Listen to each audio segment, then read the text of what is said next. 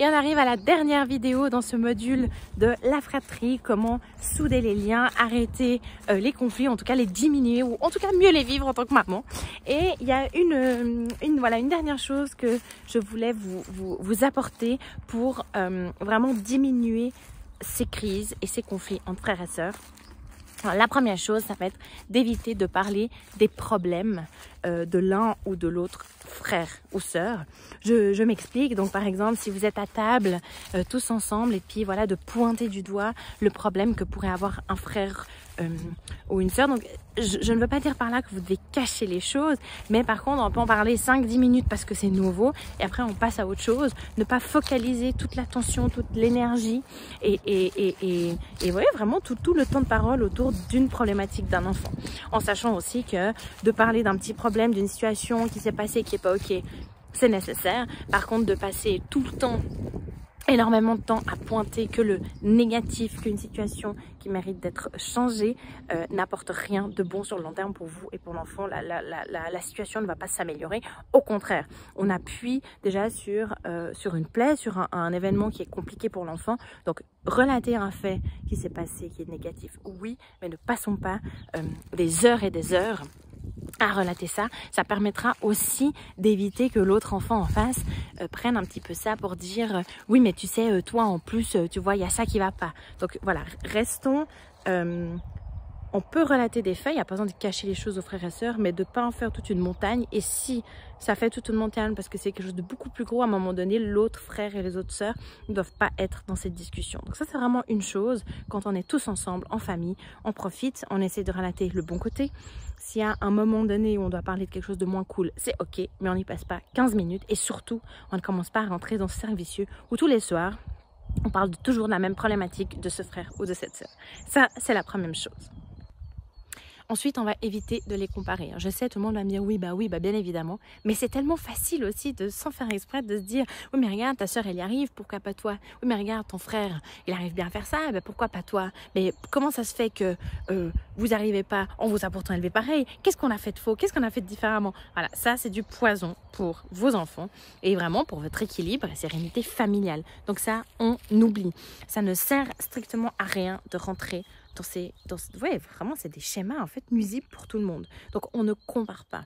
Les enfants, ça ne sert strictement à rien. On essaie de trouver des solutions en parlant avec le coparent, en parlant avec les enfants, en parlant avec les éducateurs, les gens qui entourent l'enfant pour trouver vraiment des vraies solutions pour amener un cadre. Revoyez vos règles de vie, revoyez voilà, les valeurs de vie. Vous pouvez télécharger d'ailleurs ma fiche en vous posant les 5 questions pour remettre un petit peu au centre de votre éducation comment vous voulez arpenter ces moments-là. Mais vraiment, ne rentrez pas dans ces schémas, ça ne sert à rien. Ça fait que empirer les choses. Personne n'a besoin de ça. N'oublions pas qu'on a besoin tous d'avoir voilà, une vie qui amène à la sérénité, à la joie. Et donc, de comparer ses enfants, ça ne sert strictement à rien.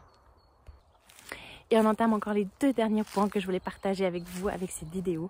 La troisième chose, ça va être de ne pas donner le temps de parole qu'à un enfant. Souvent, on voit dans les fratries, il y a toujours un enfant voilà, pour qui la parole est plus facile, prédominante, ou que quelqu'un a plus tendance à prendre sa place en fait, et qu'il y en a d'autres, bon, la place est prise, ou on laisse un petit peu plus de place à l'autre. Donc ça, voilà, c'est de votre rôle à vous, en tant que parent, de ne pas laisser un enfant accaparer toute la discussion. Ça peut peut-être être des fois le plus grand, ou bien simplement quelqu'un voilà, qui a cette faculté d'élocution que peut-être un autre n'aura pas, parce que c'est moins son truc, et c'est OK, mais vraiment, c'est votre rôle de dire maintenant stop, c'est le temps de parole de ton frère ou de ta sœur. Vous pouvez aussi vous aider avec des bâtons de parole ou bien simplement faire un tour de table, mais c'est vraiment votre rôle et c'est super important de ne pas laisser en fait à notre enfant prendre cette place, toute la place, de vraiment timer, de mesurer un peu, voilà, que tout le monde ait pu échanger, que tout le monde ait pu prendre la parole. Si un enfant a moins cette faculté, cette aisance à prendre la parole, c'est votre rôle de donner la parole, de dire voilà, maintenant c'est super, on a écouté ta journée, tu as peut-être encore quelque chose à ajouter, maintenant on va laisser la place à ton frère et à ta sœur. Et de poser des questions ouvertes à cet enfant qui peut-être peine un petit peu à prendre la parole. C'est en lui ouvrant la voix, qui va aussi avoir plus de facilité à prendre la parole et qu'après il va trouver normal que lui aussi il a le droit à son temps de parole et pas que son frère et sa sœur. Et quatrième et dernier point qui n'est pas facile et que souvent on le fait sans même s'en rendre compte mais qui est aussi crucial. Il y a toujours un enfant qui, selon nous les parents, a plus besoin d'attention, a peut-être une plus grande problématique. Ça peut être même un handicap physique ou mental, bref. Essayez vraiment de partager votre temps et votre attention de la même manière pour l'un et pour l'autre.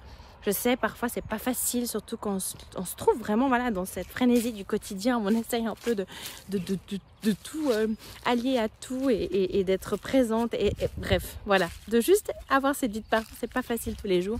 Mais vraiment, essayer de relater aussi que l'enfant qui va bien ou qui a peut-être moins de soucis ou qui a peut-être moins besoin de temps et d'attention a aussi besoin de ses parents. Même à 15 ans, même à 20 ans, on a tout le temps besoin que son père et sa mère soient là, qu'on se sente vu, qu'on se sente accepté, qu'on se sente écouté. Donc même si naturellement peut-être vous avez tendance à donner plus d'attention et voilà, d'être plus dans l'enfant qui a besoin, n'oubliez pas qu'un enfant qui va bien et qui ne montre pas de signes de nécessité a quand même toujours besoin de vous. Alors n'oubliez pas aussi cet enfant et essayez vraiment, comme je vous ai dit dans les autres vidéos, d'apporter du temps seul avec les enfants, de donner la parole à tout le monde. Ça va aussi vraiment permettre de se sentir vu, que tous les membres de la famille se sentent vus, acceptés et entendus. Alors voilà pour vous, et n'hésitez pas, si vous avez des questions, vous voulez partager votre quotidien, quelque chose peut-être qui est difficile à vivre ces jours. Je réponds volontiers à vos messages. Je vous mets mon compte Instagram ici en description pour me contacter facilement. Je vous souhaite à bientôt et merci d'avoir écouté cette vidéo. Bye!